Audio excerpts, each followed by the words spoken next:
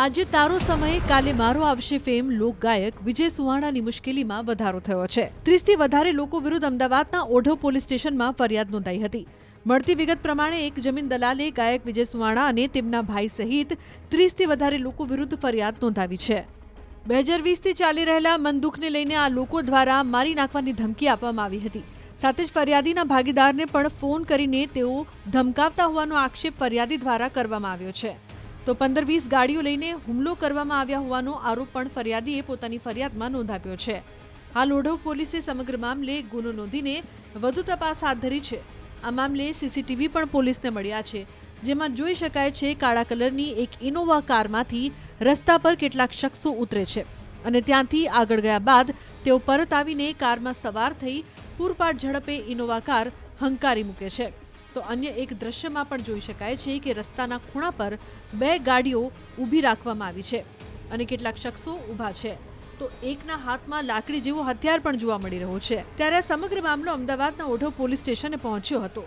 ઓઢવના જ એક જમીન દલાલે ફરિયાદ નોંધાવી હતી, જેમાં મનદુખને લઈને મારી નાખવાની ધમકી આપ્યાનો આક્ષેપ કરાયો। ઉલ્લેખનીય છે કે ગુજરાતના જાણીતા લોકગાયક વિજય સુવાણા કોઈને કોઈ પ્રકારે માધ્યમોમાં ચર્ચામાં જોવા મળતા હોય છે। ત્યારે આજરોજ વિજય સુવાણા તેમના ભાઈ અને તેમના મિત્રો સામે ઓઢવ પોલીસ સ્ટેશન ખાતે ફરિયાદ નોંધાતા ફરી તેમના નામની ચર્ચા શરૂ થઈ છે। સમગ્ર મામલે પોલીસ શું એક્શન લે છે તે તો આવનારો સમય જ જણાવશે।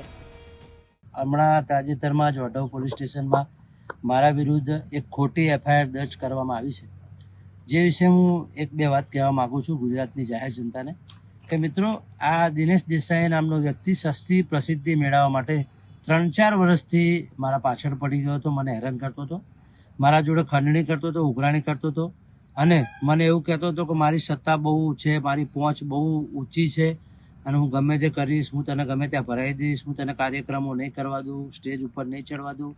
આ બધું એનું કરવા પાછળનું માત્ર એક જ કારણ છે કે અમારી સમાજની દીકરીઓને એ અવારનવાર હેરાન કરતો હતો, જેની ફરિયાદો 5 થી 6 મારા જોડે આવી, જે વિશે અમે સામાજિક કાર્યકરો એના ત્યાં મોકલ્યા। આ વાત એને ખટકી અને એને મને સીધી ધમકી આપી કે આ બાબતે કોઈ મારા ઘરે આવવું જોઈએ ને મારા કોઈ પ્રશ્ન પૂછવા જ નહીં અને સત્તાનો દુરુપયોગ કરીને આને અત્યારે મારા વિરુદ્ધ એફઆઈઆર દર્જ કરાઈ છે।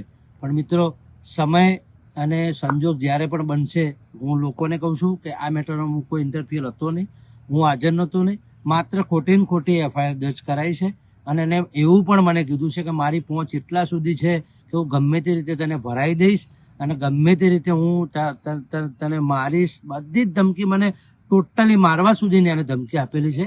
એવું હું ન્યૂઝ ચેનલ સામે તમારા સામે સ્વીકાર કરું છું કે આ સતત મને રાત દિવસ ધમકીઓ આપતો હતો। છેલ્લે મેં કંટાળીને મારા સામાજિક કાર્યકરો મોકલ્યા કે ભાઈ તારે શું છે, તું કેમ આ છોકરાને હેરાન કરે છે?